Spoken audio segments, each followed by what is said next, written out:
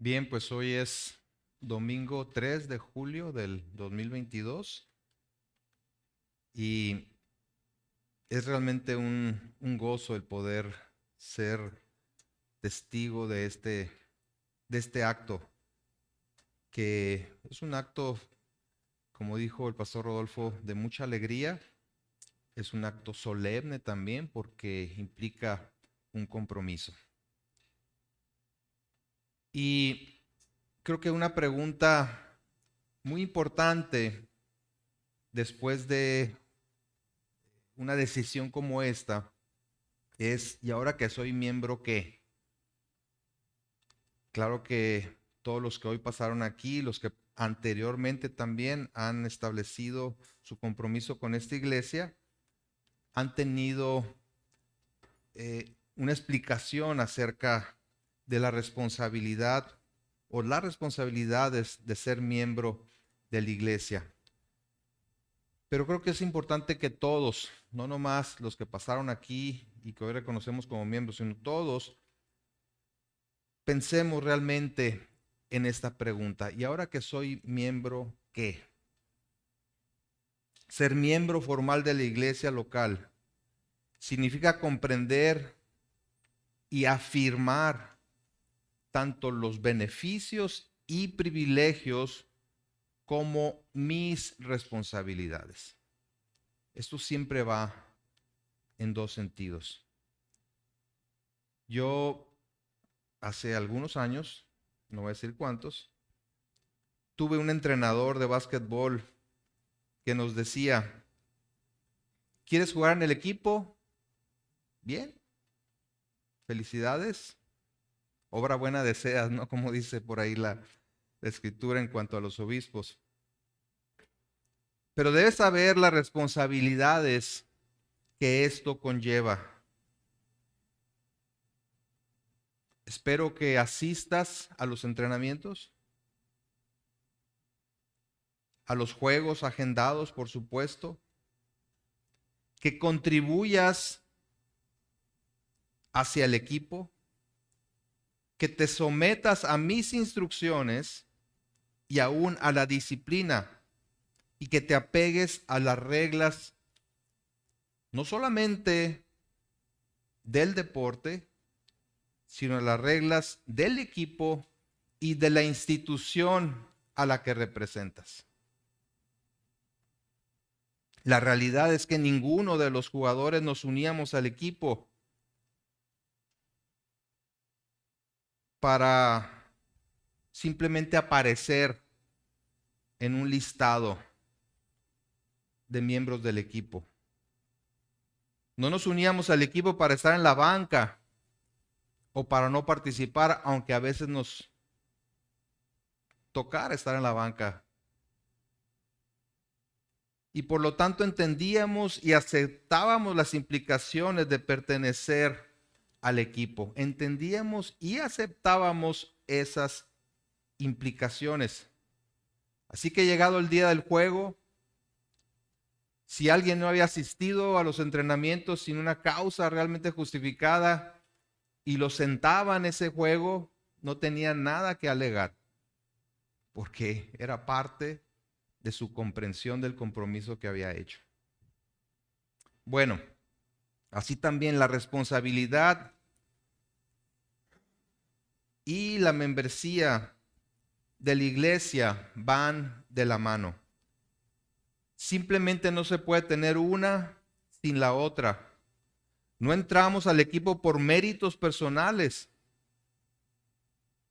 No venimos a ser cristianos por ningún mérito personal, por cumplir una serie de reglas y compromisos, sino por la pura gracia de Dios.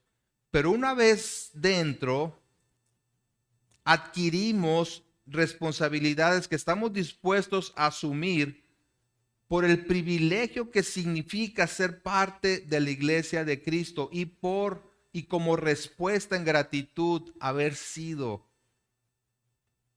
llamados y haber sido aceptados como hijos de Dios en Jesucristo. La vida cristiana no se vive en aislamiento, y sin compromiso. Todo lo contrario. Al pasar a pertenecer a la familia de Dios, somos colocados dentro de un cuerpo que funciona de manera unida y armoniosa para cumplir los propósitos de aquel que nos llamó. Y esto solamente es posible si participamos dentro de un grupo identificado de cristianos. Y ese grupo es la iglesia local. No es posible cumplir con todo aquello que la Biblia nos enseña y manda si no nos comprometemos con la expresión local de la iglesia de Cristo, en la cual hay una estructura y las condiciones necesarias para que podamos cumplir con esos mandatos que Dios nos da como nuevos miembros de su familia. Hablando precisamente acerca de vivir conforme a nuestro llamado, el apóstol Pablo dice a los cristianos en la iglesia de Éfeso, si me acompañan en su Biblia, a la carta de Pablo a los Efesios, capítulo 4.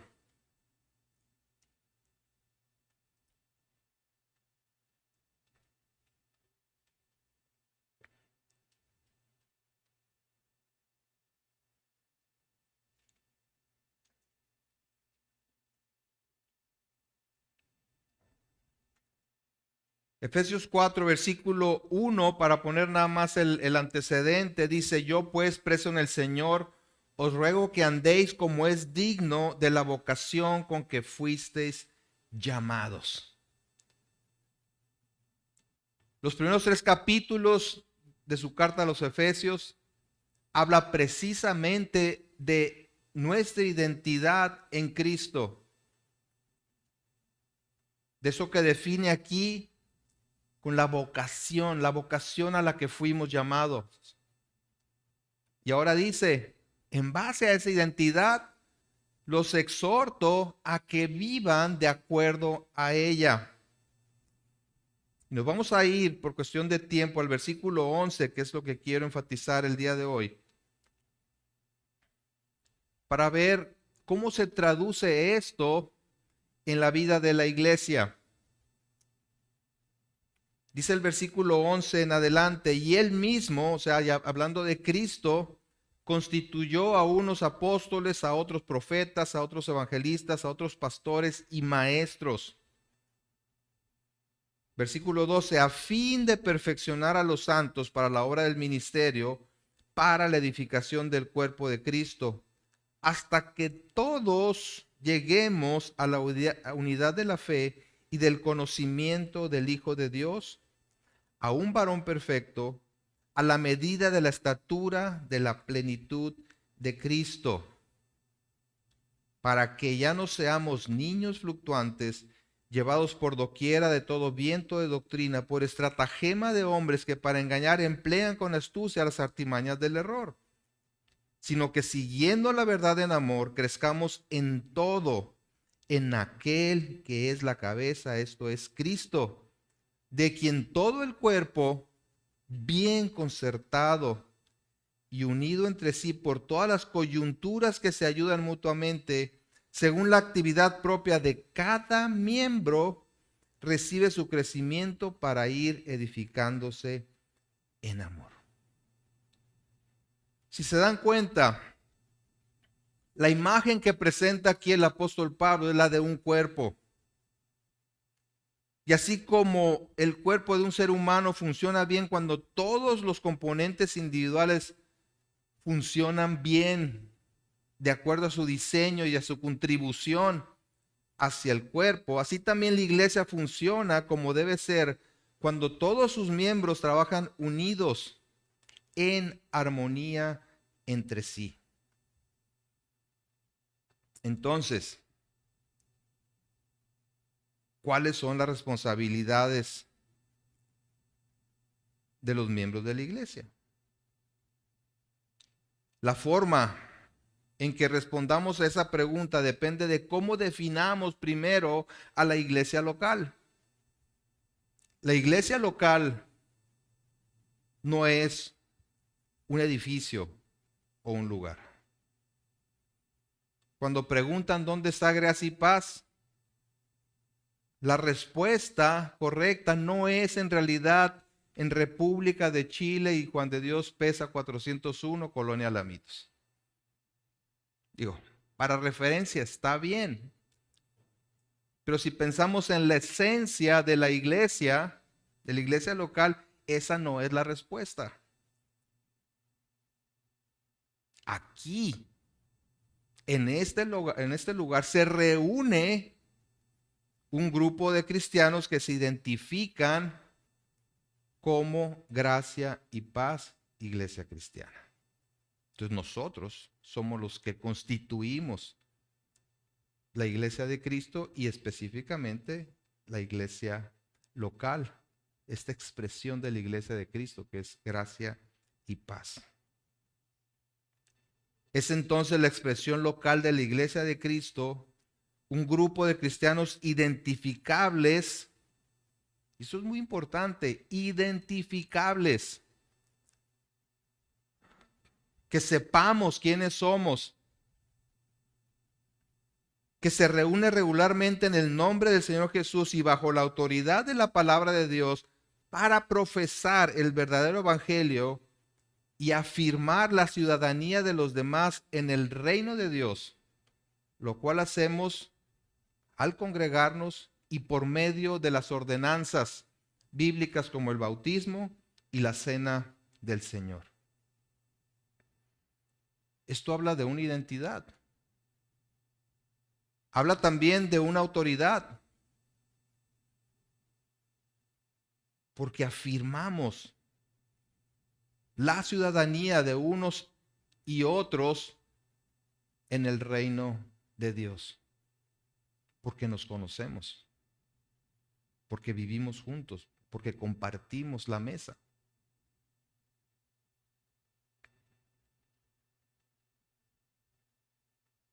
Entonces, a la luz de la identidad y autoridad de la iglesia, ¿cómo definimos las responsabilidades de los miembros de la iglesia? Y lo voy a resumir en 6 puntos. 6 responsabilidades de la membresía de la iglesia, sin ningún orden particular de importancia. En primer lugar, congregarse. Si los miembros de la iglesia no se reúnen identificándose entre sí, entonces no existe tal expresión de la iglesia local. Hoy en día tenemos acceso a muchísimos recursos en internet, predicadores de los mejores del mundo, iglesias excelentes. Pero si no estamos ahí, si no formamos parte de ese cuerpo identificable de creyentes, no es ninguna de ellas nuestra iglesia. Si no nos reunimos, identificándonos entre nosotros, no hay iglesia. En otras palabras, reunirse en el nombre del Señor Jesús es parte de lo que hace que una iglesia sea una iglesia. El autor de Hebreos ordenó a sus lectores que no dejaran de congregarse. ¿Sí? En Hebreos capítulo 10, siguiendo con el versículo que mencionó el pastor Rodolfo en su oración, Hebreos 10, 23, la exhortación es mantener firme nuestra profesión de fe. Hebreos 10:23 dice, mantengamos firme sin fluctuar la profesión de nuestra esperanza porque fiel es el que prometió. Y continúa diciendo, y considerémonos unos a otros para estimularnos al amor y a las buenas obras. ¿Cómo lo hacemos? No dejando de congregarnos como algunos tienen por costumbre, sino exhortándonos y tanto más cuando veis que aquel día se acerca. Este es un llamado a mantenernos firmes en la fe que profesamos, y para ello es necesaria la ayuda del cuerpo de Cristo, de la iglesia plenamente identificada en su expresión local, a través de estimularnos o alentarnos para seguir adelante. Y esto, por supuesto, implica no dejar de reunirnos con los hermanos. Cada miembro de la iglesia debe priorizar la adoración del día del Señor con el pueblo de Dios. Debe ser su prioridad. Pero no solo los domingos, sino cualquier otra reunión, tanto de estudio bíblico como de interés de toda la iglesia. Se trata, como vimos ahí en Efesios, de crecer juntos a la semejanza de Cristo. En el versículo 12 del capítulo 4 de Efesios dice, a fin de, o sea, los pastores han sido dados a la iglesia a fin de perfeccionar a los santos. ¿Quiénes son los santos? Los creyentes, ¿sí? A los santos para la obra del ministerio, para el servicio, para la edificación del cuerpo de Cristo. ¿Te das cuenta que esto no puede ser viviendo aislado de los demás? Hasta que todos, ahí está el propósito, hasta que todos lleguemos a la unidad de la fe y del conocimiento del Hijo de Dios, a un varón perfecto, a la medida de la estatura de la plenitud de Cristo. Vamos creciendo juntos, edificándonos juntos hacia la meta que es el carácter de Cristo.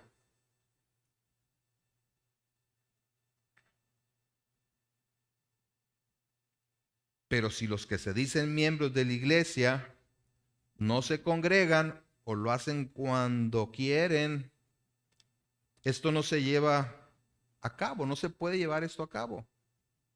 Sobre todo teniendo en cuenta que es juntos como vamos creciendo.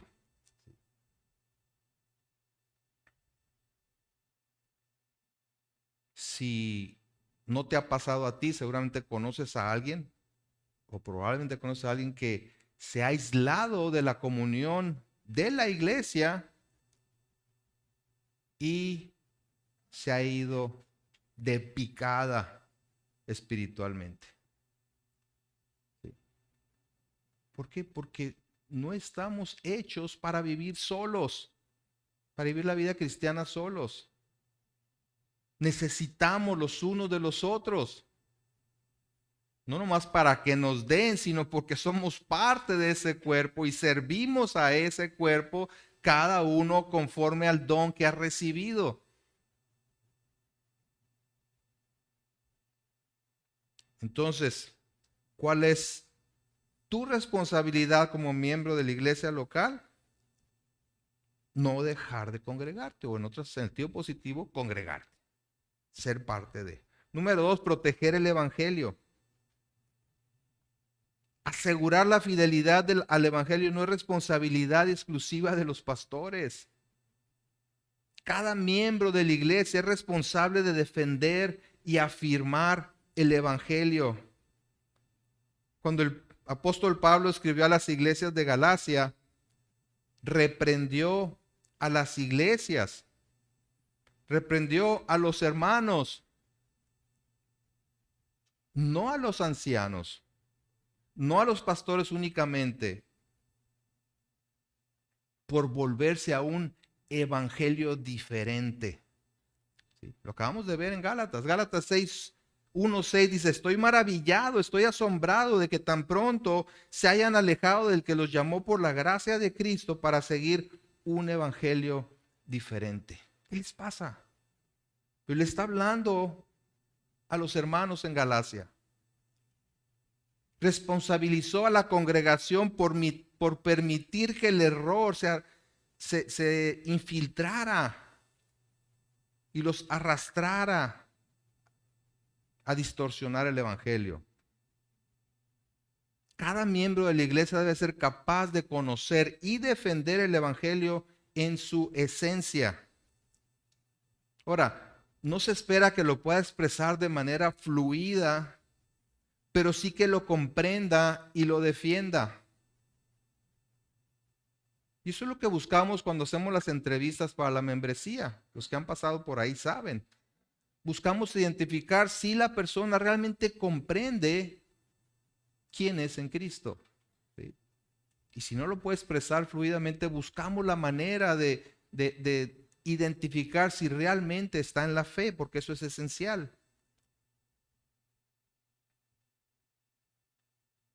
No se trata de que sepa dar una cátedra de doctrina cristiana, sino de que entienda el Evangelio y sus implicaciones para la vida diaria. La madurez vendrá como consecuencia o resultado de la exposición a la sana doctrina.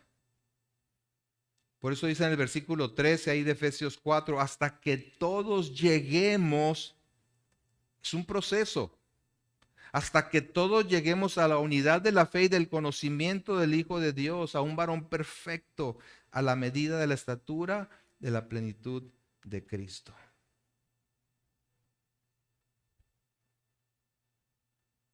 Pablo decía a los Gálatas que no le importaba volver a sentir dolores de parto, ¿no? Usando esta imagen, hasta que Cristo fuera formado en ellos.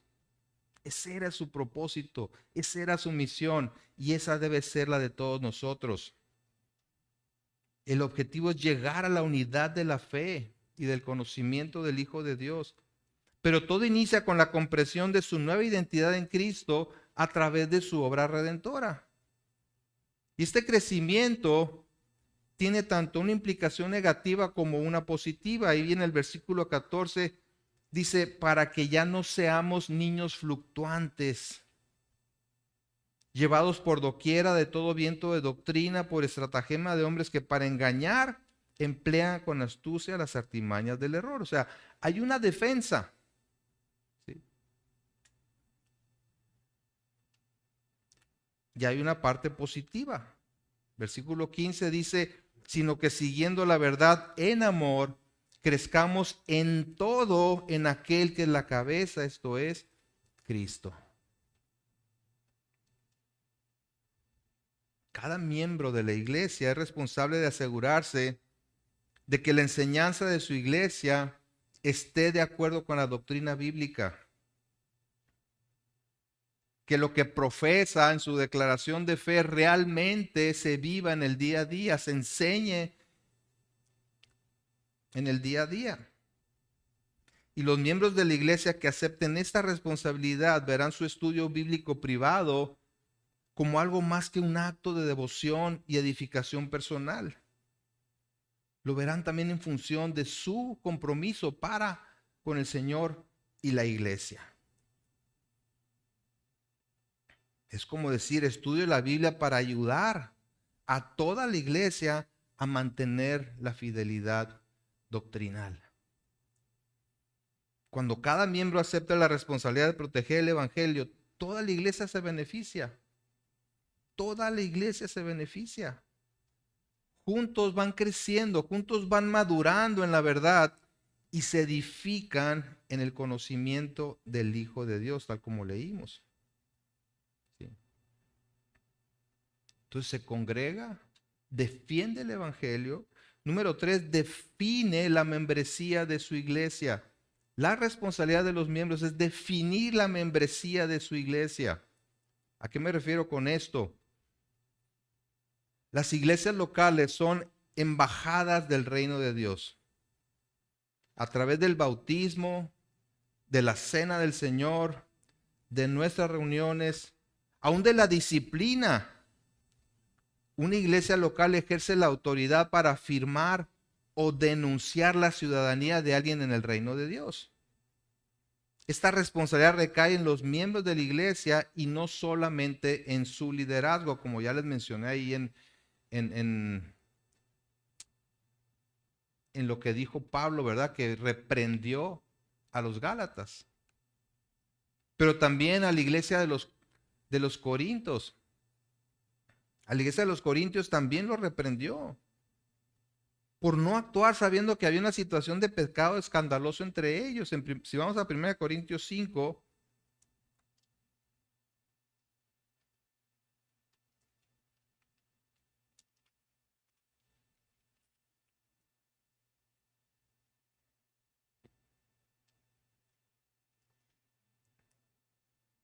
a partir del versículo 1,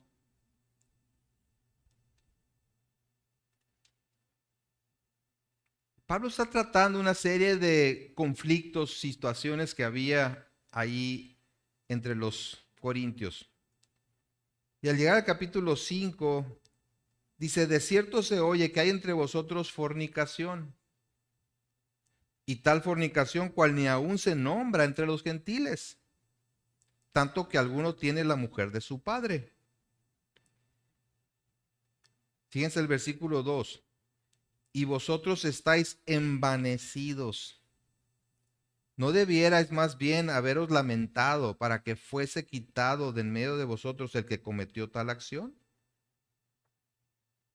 O sea, en pocas palabras, ¿y qué están haciendo? O sea, saben de esta situación irregular a todas luces.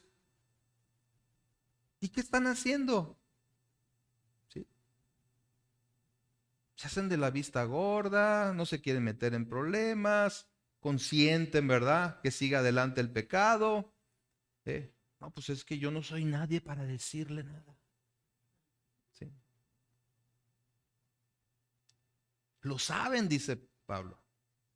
Ustedes saben del problema. ¿Y qué hacen? Nada. Versículo 3.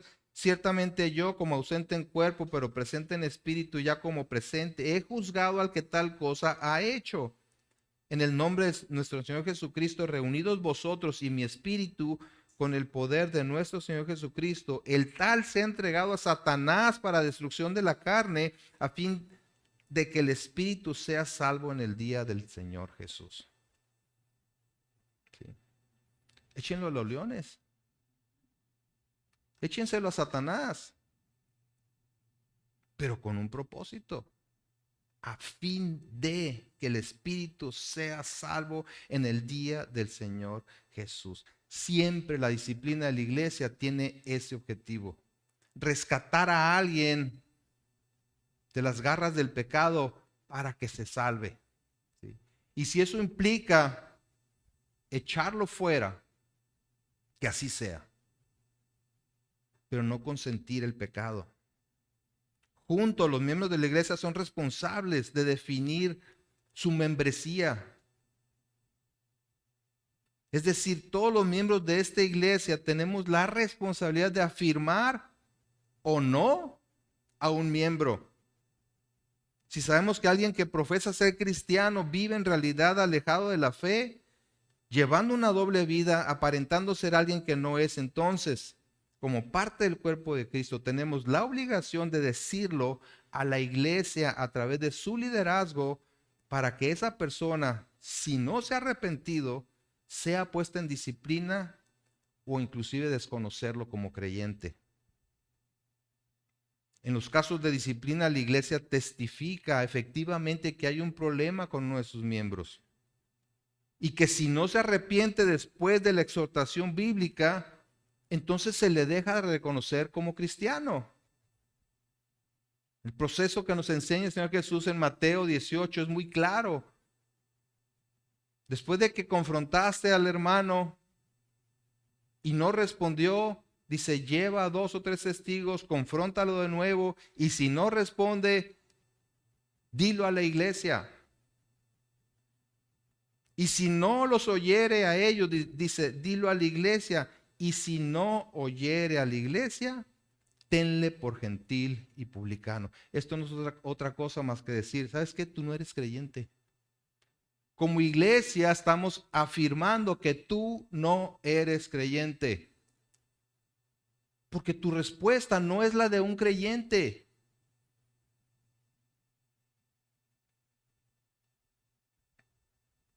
Y quiero dejar claro, pues, que los pastores no ejercen este tipo de autoridad solos. Toda la iglesia debe tomar este tipo de decisiones por obediencia a Cristo, por la pureza de la iglesia y para preservar su testimonio del evangelio en un mundo caído. Juntos defendemos el evangelio a través del testimonio de los miembros de la iglesia local. Número 4, la responsabilidad de amarse los unos a los otros. El afecto por el pueblo de Dios define nuestra nueva identidad en Cristo. O sea, el quiénes somos está definido en cómo nos tratamos los unos a los otros. Vamos a primera de Juan capítulo 4.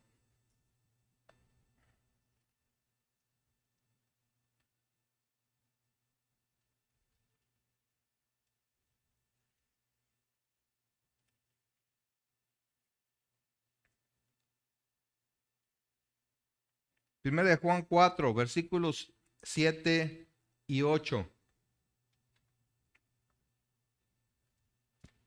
Dice, amados, amémonos unos a otros porque el amor es de Dios.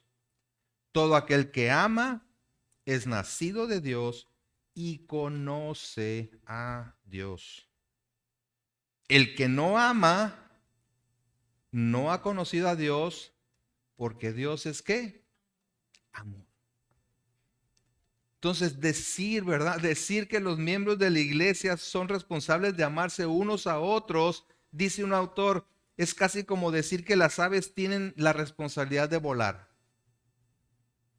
O sea, si nos dieron alas, es para volar. Si recibimos amor, es para dar amor, a responder de la misma manera. Y el Señor Jesús lo dejó también bien claro en Juan capítulo 13. Le dijo, un mandamiento nuevo les doy, que se amen unos a otros. Como yo los he amado, que también os améis unos a otros. ¿Sí?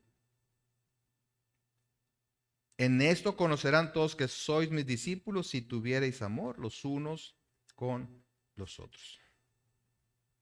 Y en el Nuevo Testamento, este amor es tangible, ¿sí? No es etéreo, es tangible, activo y expresado a través del servicio, a través del cuidado de los unos por los otros. Cada miembro de la iglesia es responsable de cumplir los pasajes. Todos los pasajes que en el Nuevo Testamento hablan de los unos a los otros. Perdónense unos a otros, ámense unos a otros, acéptense unos a otros, amonéstense unos a otros, sírvanse unos a otros, salúdense, estimúlense, etcétera, etcétera, etcétera. Oren los unos por los otros. Pero ¿cómo voy a orar por mi hermano si no lo conozco? Si no sé que es parte de mi misma iglesia, del cuerpo de Cristo. ¿Sí?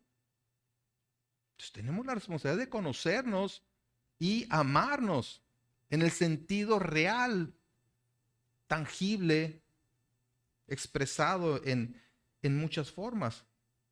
Y de esta manera toda la iglesia recibe su crecimiento para ir edificándose en amor a la semejanza de Cristo.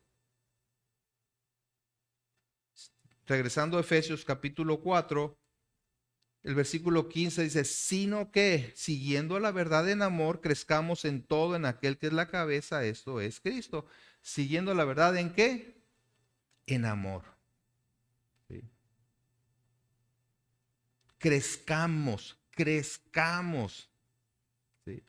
En todo en aquel que es la cabeza, esto es Cristo. O sea, cada vez nos parezcamos más a Cristo en su carácter, de quien todo el cuerpo, dice el versículo 16, bien concertado y unido entre sí por todas las coyunturas que se ayudan mutuamente, según la actividad propia de cada miembro, recibe su crecimiento para ir edificándose en amor. Bien concertado y unido entre sí. Se va ayudando el cuerpo a cumplir su propósito. Esto implica que no seremos pasivos acerca de la unidad de la iglesia, sino solícitos en guardar la unidad del Espíritu en el vínculo de la paz, como dice anteriormente en el versículo 3. Solícitos, dispuestos a guardar la unidad que ya recibimos por el hecho de haber sido puestos dentro de la familia de Dios, a lo cual no hicimos nada, pero sí nos corresponde guardar esa unidad. No dejaremos atrás a los miembros que se descarrían, sino que buscaremos restaurarlos a la comunión con Cristo y su iglesia.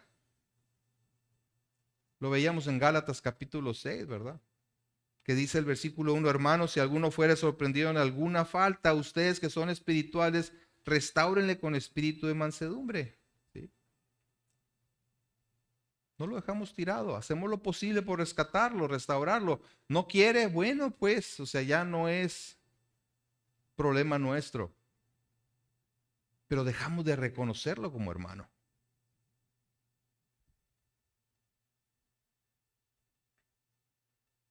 Esto también significa que tomaremos en serio la oración personal y la oración corporativa. En Efesios 6:18 dice, orando en todo tiempo con toda oración y súplica en el Espíritu y velando en ello con toda perseverancia y súplica por todos los santos. Primera de Tesalonicenses capítulo 5.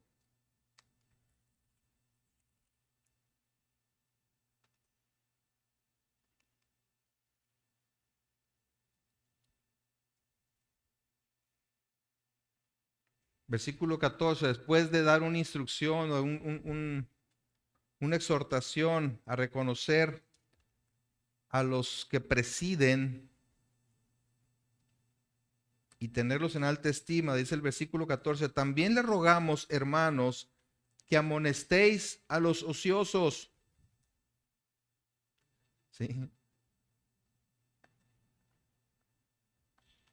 Que amonesten a los ociosos.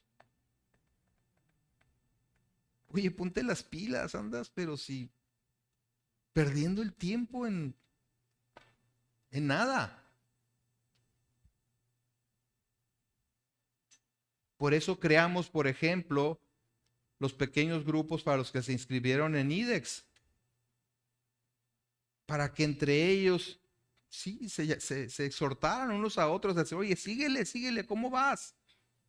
No, pues aquí me atoré, aquí me detuve, aquí tengo problemas con la tecnología, o no le entiendo esto. Vamos a ayudarte. Sí. Pero no te quedes ahí. Sigue diciendo que alentéis a los de poco ánimo, que sostengáis a los débiles y que seáis pacientes para con todos. Mirad que ninguno pague a otro mal por mal, antes seguir siempre lo bueno unos para con otros y para con todos. Estar siempre gozosos, orar sin cesar. Obviamente, los unos por los otros.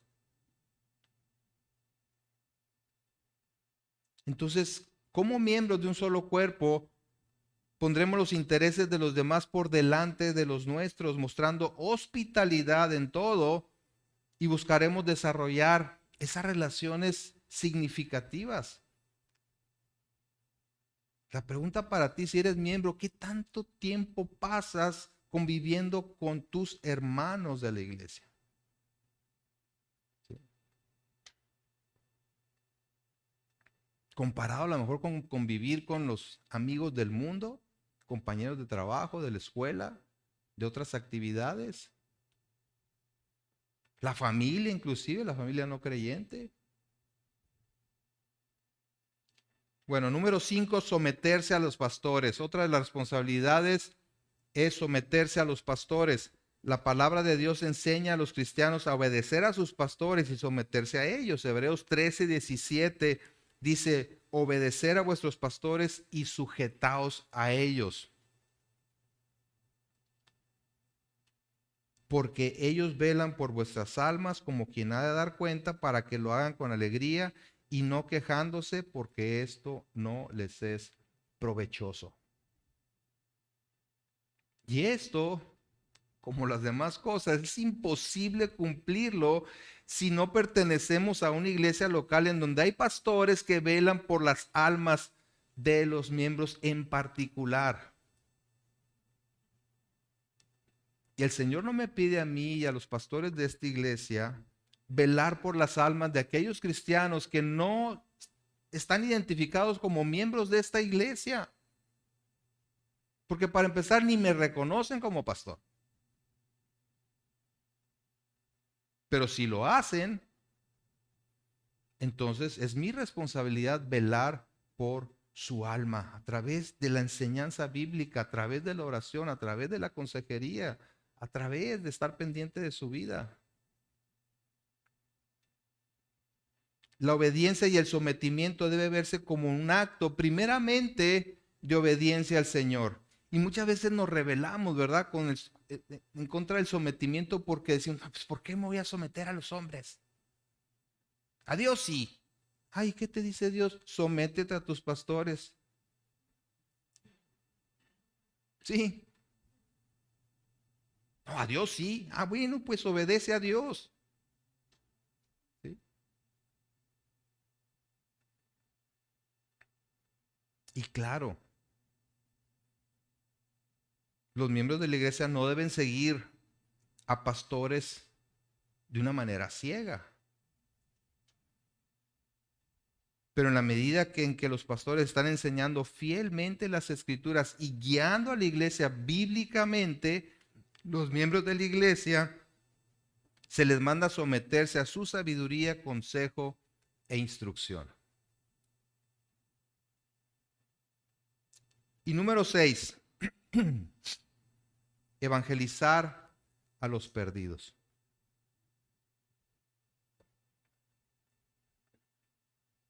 Esa es la responsabilidad de cualquier miembro de la iglesia cristiana en general y de la iglesia local en lo particular. Evangelizar. Como pueblo que ha sido reconciliado con Dios, somos embajadores en nombre de Cristo para llevar el mensaje de reconciliación. Le rogamos en nombre de Cristo, reconcílense con Dios. Así lo dice en 2 Corintios 5. Vayan ahí conmigo a 2 Corintios 5, versículo 18.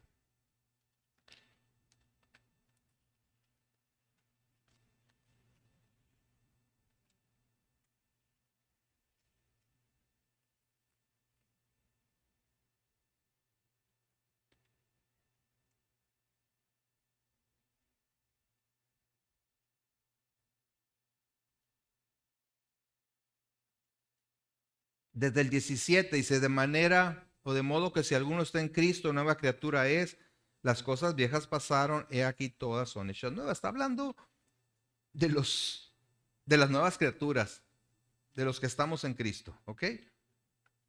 Y todo esto proviene de Dios, quien nos reconcilió consigo mismo por Cristo y nos dio el ministerio de la reconciliación.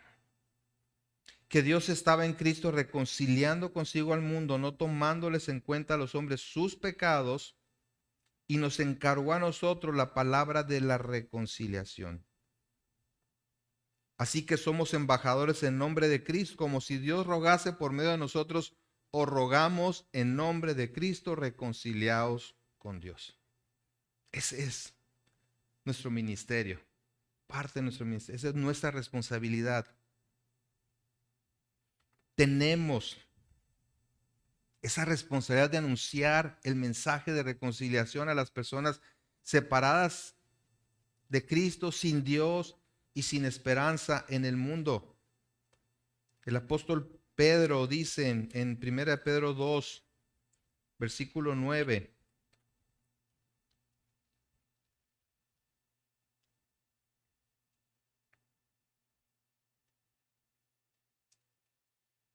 Primero Pedro 2:9, más vosotros, dice, más vosotros sois linaje escogido, real sacerdocio, nación santa, pueblo adquirido por Dios, para que anunciéis las virtudes de aquel que os llamó de las tinieblas a su luz admirable. Vosotros que en otro tiempo no erais pueblo, pero que ahora sois pueblo de Dios, que en otro tiempo no habíais alcanzado misericordia, pero ahora habéis alcanzado misericordia. La iglesia es un sacerdocio real que tiene el encargo de anunciar el evangelio de la salvación en Cristo, tanto en sus reuniones públicas como esta, como a un mundo inconverso, al mundo inconverso, haciendo un llamado al arrepentimiento y a la fe en Cristo. Como iglesia anunciamos el evangelio cada vez que nos reunimos. El solo hecho de estar reunidos en el nombre del Señor, estamos anunciando el evangelio. Estamos diciendo, yo pertenezco a la familia de Cristo, que por su sangre me salvó y me puso en esta familia. Pero además lo hacemos a través de la oración corporativa, mostrando gratitud al Señor por habernos salvado y dependencia total en Él a través de las oraciones. Lo hacemos a través de los cantos. Cada canto que hacemos anuncia las virtudes de aquel que nos llamó de las tinieblas a su luz admirable. Y al hacerlo juntos estamos proclamando que estamos de acuerdo con eso. ¿Sí? Por eso nuestra adoración, hablando del canto, es congregacional. ¿Sí? Aquellos que vienen de otros lugares, de repente les extraña ver por qué estos cantos así medio solemnes o música más tranquila. Pues porque la idea no es que sea un show de aquí para allá. La idea es solamente que nos guíen estos que están aquí arriba, nos guíen a todos a expresar nuestra gratitud y nuestra devoción al Señor. Pero somos todos los que lo hacemos, juntos, ¿sí? Lo hacemos a través de la lectura, proclamamos el Evangelio a través de la lectura de su palabra, que es vida, que es lámpara a nuestros pies, que es nuestra guía, que es la que nos lleva al conocimiento de Dios y por supuesto de la exposición de la palabra de Dios. Estamos anunciando el Evangelio cada vez que nos reunimos y en todas las etapas de nuestra reunión o reuniones.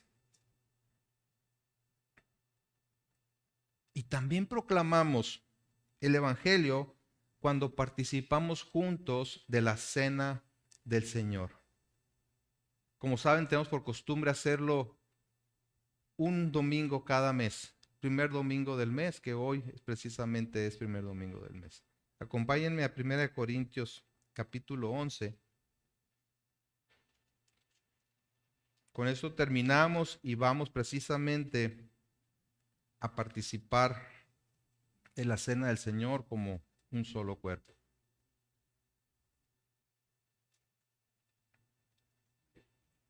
Primera Corintios 11, versículo 23. Dice así: porque yo recibí del Señor lo que también os he enseñado, que el Señor Jesús, la noche que fue entregado, tomó pan, y habiendo dado gracias, lo partió y dijo: tomad, comed, esto es mi cuerpo, que por vosotros es partido. Hacer esto en memoria de mí. Y subrayen eso. Hacer esto en mi memoria. Recuerden, cada vez que lo hagan, recuerden, ¿sí?, que Él dio su vida en rescate por la nuestra. Versículo 25. Asimismo tomó también la copa después de haber cenado, diciendo: esta copa es el nuevo pacto en mi sangre. Hacer esto todas las veces que lo bebiereis en memoria de mí. Otra vez. Así pues, todas las veces que comiereis este pan y bebiereis esta copa, la muerte del Señor anunciáis hasta que Él venga. Lo hacemos en su memoria, recordando que es por Él, por su sacrificio, que estamos aquí reunidos y podemos proclamarlo Rey y Señor. Y al hacerlo, estamos anunciando su muerte y su inminente regreso hasta que Él venga. Al participar del pan y del vino afirmamos nuestra fe como un solo cuerpo, diciendo, aquí estamos delante de Dios como su pueblo redimido por el sacrificio de Cristo. Su sangre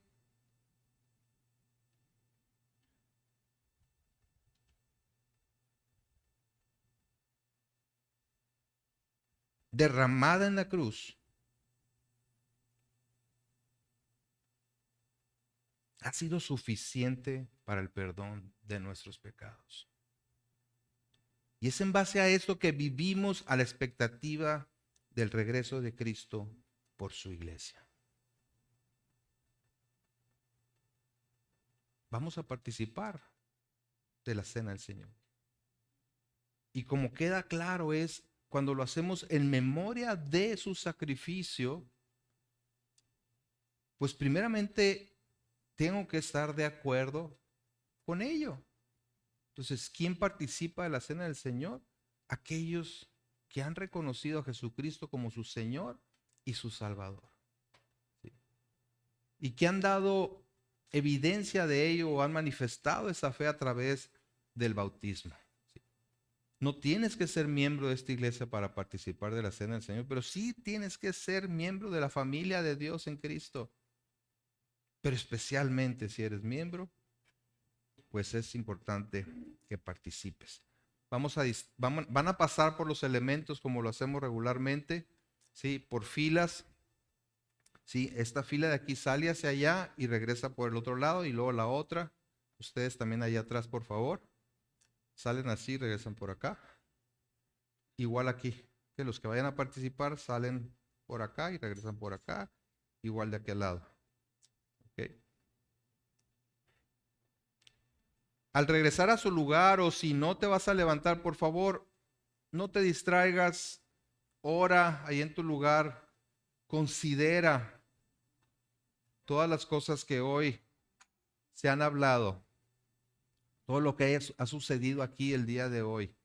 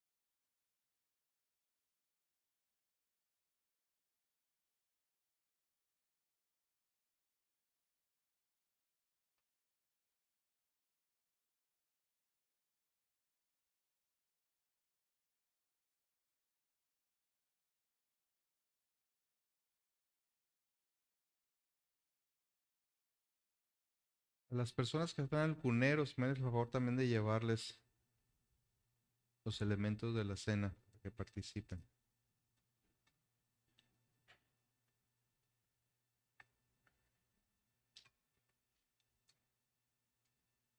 Bien, dice la palabra de Dios en Romanos 3,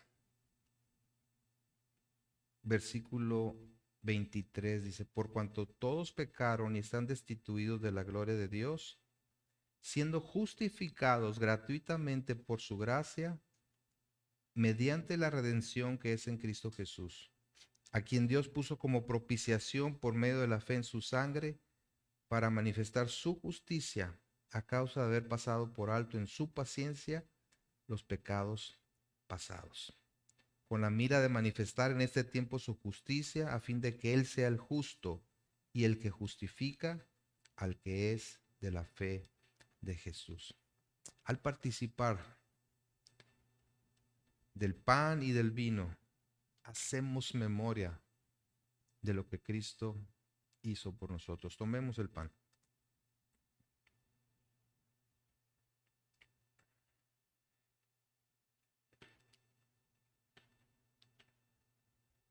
Asimismo, al tomar la copa, recordamos que fue su sangre derramada en la cruz la que pagó por nuestros pecados. Hagámoslo en su memoria.